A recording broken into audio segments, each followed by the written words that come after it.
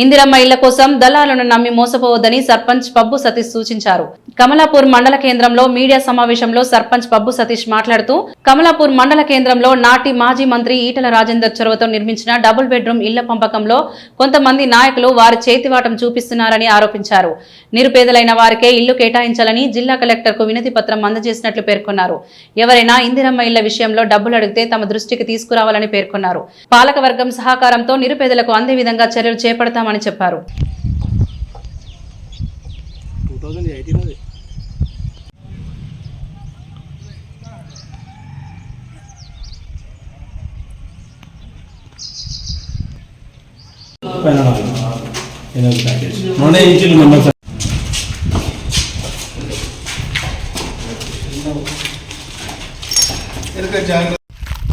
Okay. Kamalapur మండల కేంద్రంలో మాజీ మంత్రి ఈటల రాజేందర్ చొరవతోటి డబుల్ బెడ్రూమ్ ఇల్లు మంజూరై నిర్మాణం పూర్తి చేసుకొని 4 సంవత్సరాలు గడుస్తున్నా కూడా ఇప్పటికీ పేదలకు డబుల్ బెడ్రూమ్ ఇల్లు మంజూరు చేయలేదు.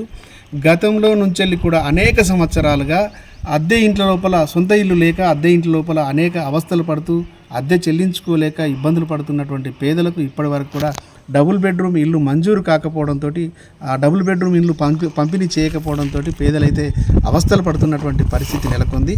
ఇటువంటి పరిస్థితుల లోపల అధికారులు ఇటీవలే గ్రామ పంచాయతీ పాలకవర్గం తరపున ఇచ్చినటువంటి విజ్ఞాపన మేరకు డబుల్ బెడ్రూమ్ ఇల్లు పంపిణీ చేయాలనేటువంటి నిర్ణయానికి రావడం జరిగింది.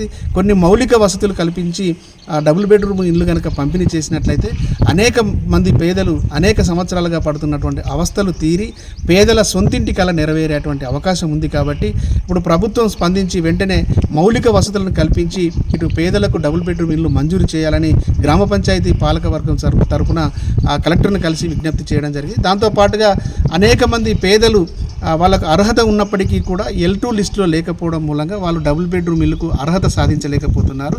దాన్ని కూడా పరిగణలోకి తీసుకొని కలెక్టర్ గారు స్పందించి L2లో ఉండాల్సినటువంటి వాళ్ళు కొన్ని తప్పిదాల వల్ల L1, L3 లిస్టులోకి చేరడం జరిగింది. వాళ్ళని కూడా నిజమైనటువంటి అర్హులను విచారణ జరిపి గుర్తించి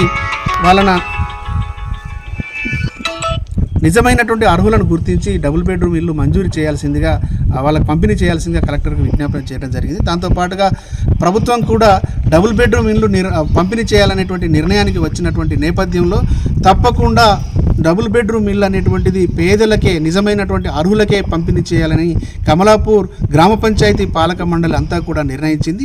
ఆ నిర్ణయం మేరకు గ్రామంలో ఉన్నటువంటి నిరుపేదలను గుర్తించి నిజమైనటువంటి అర్హులు ఎవరైతే ఉన్నారో వాళ్ళకే డబుల్ బెడ్రూమ్ ఇల్లు మంజూరు చేయాల్సిందిగా మా గ్రామ పంచాయతీ పాలక మండలి గౌరవ సభ్యులు పాలక మండలి అందరి తరపున కూడా ప్రభుత్వాన్ని కోరుతున్నాం.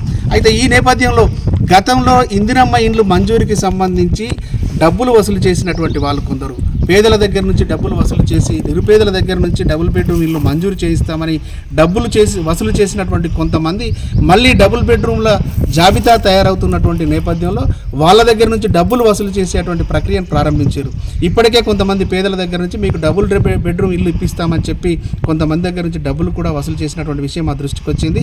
పేదలకు కూడా మేము విజ్ఞప్తి చేస్తున్నాం, మీరు నిజమైనటువంటి అర్హులైతే ప్రభుత్వ అధికారులు సమగ్రమైనటువంటి విచారణ జరిపి మీకు ఇల్లు అందించేందుకోసం ప్రయత్నం చేస్తున్నారు. దానికోసం మేము కూడా మా పాలక మండలి తరఫున మేము కూడా సాయశక్తుల కృషి చేస్తున్నాం. అర్హులైనటువంటి పేదలకే ఇల్లు రావాలనేటువంటి పార్టీలకు అతీతంగా ఇక్కడ వర్ణాలకు అతీతంగా కులమతాలకు అతీతంగా ఎవరైతే పేదలు ఉన్నారో వాళ్ళకే డబుల్ బెడ్రూమ్ ఇల్లు అందాలనేటువంటిది మా గ్రామ పంచాయతీ పాలక మండలి యొక్క నిర్ణయం. ఆ నిర్ణయం మేరకే మేము పనిచేస్తున్నాం.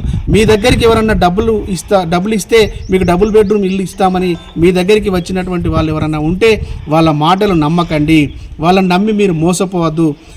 ఇప్పటికే వాళ్ళు ఏం చేస్తున్నారంటే పేదల కోసం పేదల జాబితాను తయారు చేసేటువంటి విషయంలో కూడా అడ్డు తగులుతున్నటువంటి పరిస్థితి ఉంది. పేదల జాబితాను తయారు చేయకుండా అడ్డు తగులుతూ అధికారులు సరిగా విచారణ చేయకుండా వాళ్ళకు అడ్డు తగులుతూ మేమిచ్చినటువంటి పేర్లే జాబితాలో రావాలంటూ అధికారులపైన కూడా ఒత్తిడి తీసుకొస్తున్నట్టుగా తెలుస్తూ ఉంది. అటువంటి వాళ్ళు ఇప్పటికైనా మీ తీరు మార్చుకోండి. నిజమైనటువంటి పేదలకు ఇల్లు ఇస్తే వాళ్ళ సొంతింటి కల నెరవేరితే వాళ్ళు జీవితాంతం తలుసుకుంటారు. అటువంటి ప్రజల యొక్క నిజమైనటువంటి అర్హులకు ఇల్లు అందించేందుకోసం పార్టీలకు అతీతంగా అన్ని పార్టీలకు చెందినటువంటి నాయకులు సహకరించాలని విజ్ఞప్తి చేస్తున్నాం.